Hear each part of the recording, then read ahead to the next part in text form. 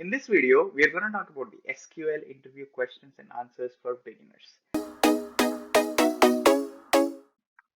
So, what is the first question which generally I ask as a technical interview panel in SQL?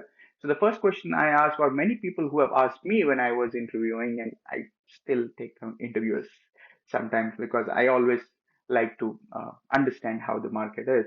So, first question you keep generally asking is, how do you rate yourself on SQL?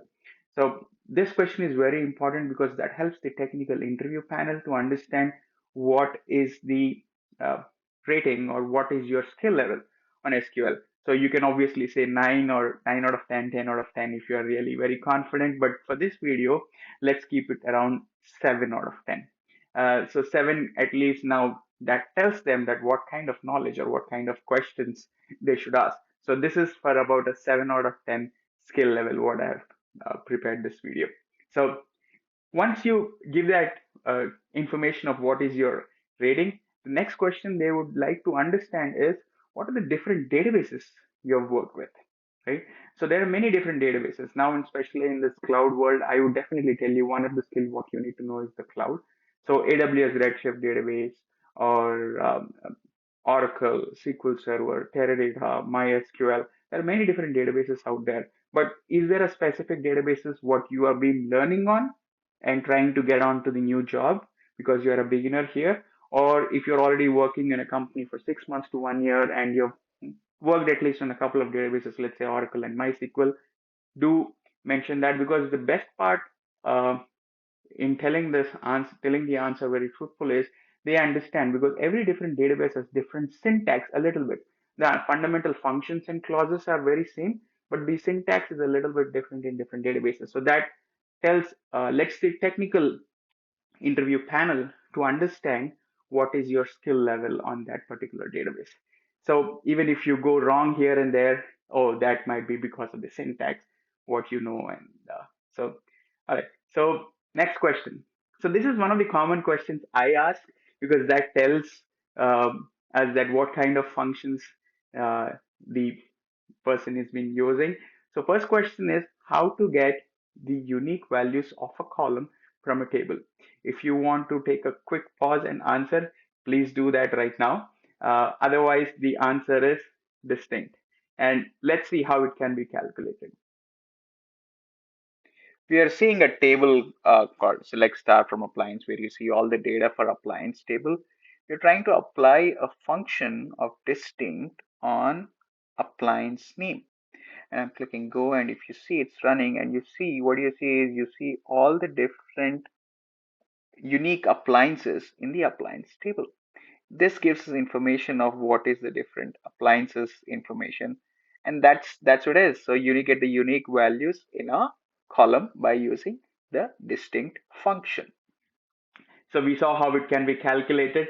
Now let's jump in to see what's the next question. So the next question is which function is used to retrieve the maximum value of a column in a table? Let's say you have a price, you want to get you sell 10 products and every product has a different price. What is the maximum price you want to get? What is the function you want to use to get the maximum price? Let's see how this can be done. So here we see the same appliance table where we see all the different appliance IDs, appliance names, and labor cost. Let's try to find out what is the max labor cost. So for that, what we do is select max of labor cost from appliance, and let me click go. And with that, I should be able to see the max labor cost, which is 50. Okay, as you see, finally the function what we use is max. This is how we use max. With that, let's jump on to the next question. Now we are complicating it a little bit. So let's say there are two tables. Table one has 10 rows. Table two has 5 rows. And you write there's a primary key and a foreign key relationship between these two tables. And the output of this query, which is select clause, being a 7 out of 10 and a beginner, the interview technical panel would expect what is a select clause. If you do not know, I would suggest read about this. I'll put some information below where to go and what to do. And I also have a SQL series. You can learn from there too. I'll put a link there too, how you can, what is SQL. But uh, let's say the output is 5 rows, what kind of join it is, what join is applied in this particular question.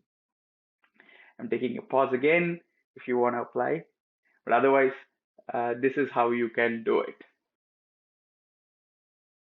So if you see here, we see a complaint table where I just say select star from complaint. I see the customer ID and complaint ID, which have the primary key and foreign key relationship. Let's edit inline using this primary key and foreign key relationship. So let me write the statement for customer ID first, coming from the customer table, and the complaint ID from the complaint table. Inner join.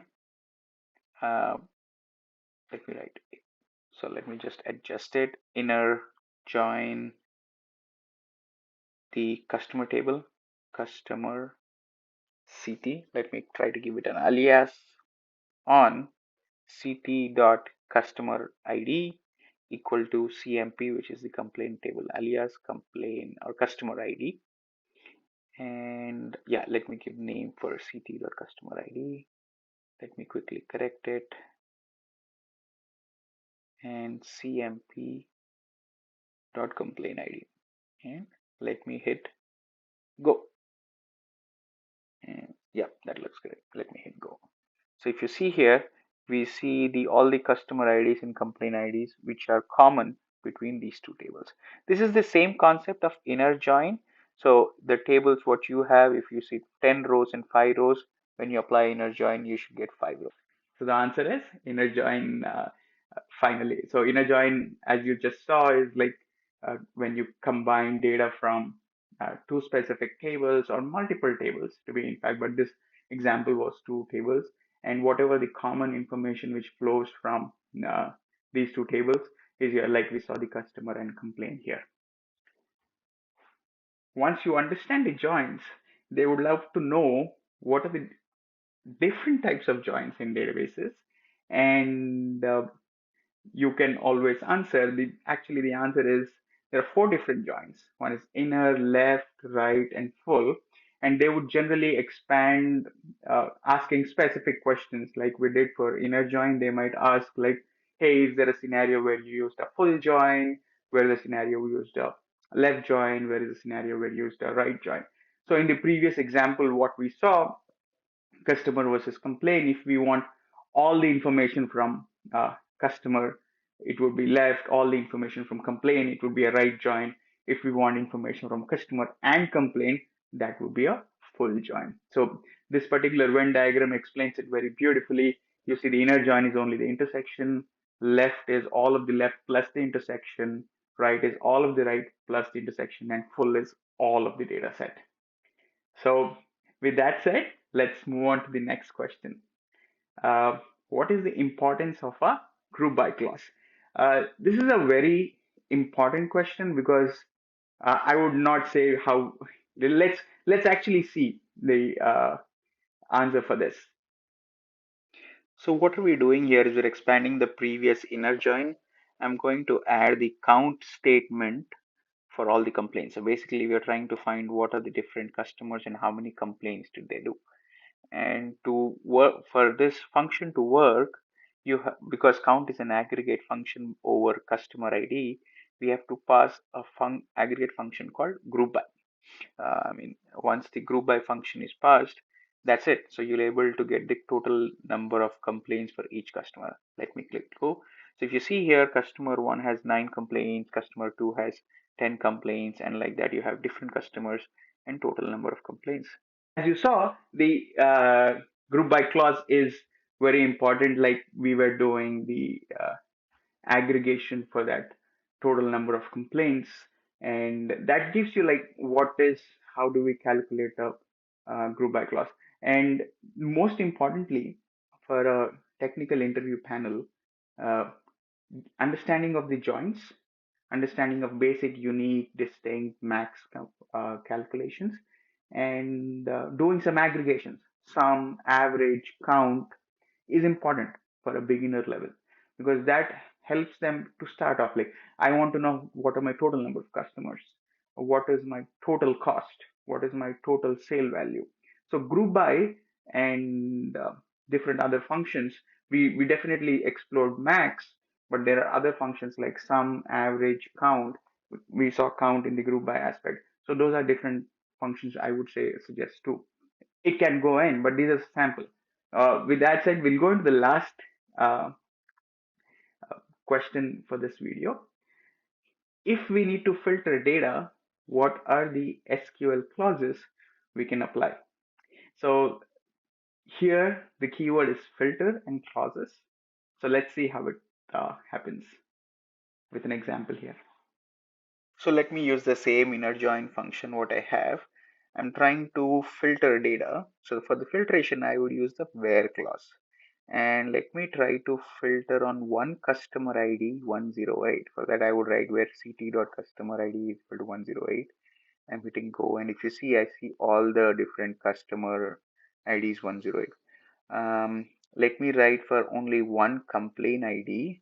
So I would say and complaint ID is equal to 2. Let's say if I want to do that, I'll say CMP complaint ID equal to 2. And let me click go. And you see 108 and 2. One customer ID corresponding to the complaint ID. Let me remove this and just only do complaint ID equal to 2. Go. So you see all the complaint ID. Let me remove everything. Let me show you one more way of where you can pass multiple values. I want to pass two customer IDs, let's say 108 and 27. So how do I write that? I would remove this where I'll say where customer ID in 108 comma 27. Let me execute this. And now if you see, I will see all the customers for whose ID is 108 and 27 and their respective complaint IDs. So this is how you can filter data. In the future, there are a lot of different ways where you can write subqueries too, which is a little bit of intermediate or advanced concept. In the future videos, I'll definitely touch upon by that. So as you saw in the example, we used a where clause, we used the in clause, we used the and clause. These are different filters. So wrapping up the entire video, an SQL skill is important, and in that skill, sorry, if you can use a where clause, and clause, in clause, write a group by function, write functions like sum, average, count, and max and min, and understand the importance of distinct and joins. I think that's a beginner level skill. And with these 7 questions, it might look 7, but actually it covered a whole spectrum of knowledge between SQL for a beginner level. So if you want more videos like this, please do uh, put in your comment section your questions, and I'll try to reply. And based on that, we can create more videos and grow your knowledge. So thanks a lot. Have a great day. Bye bye.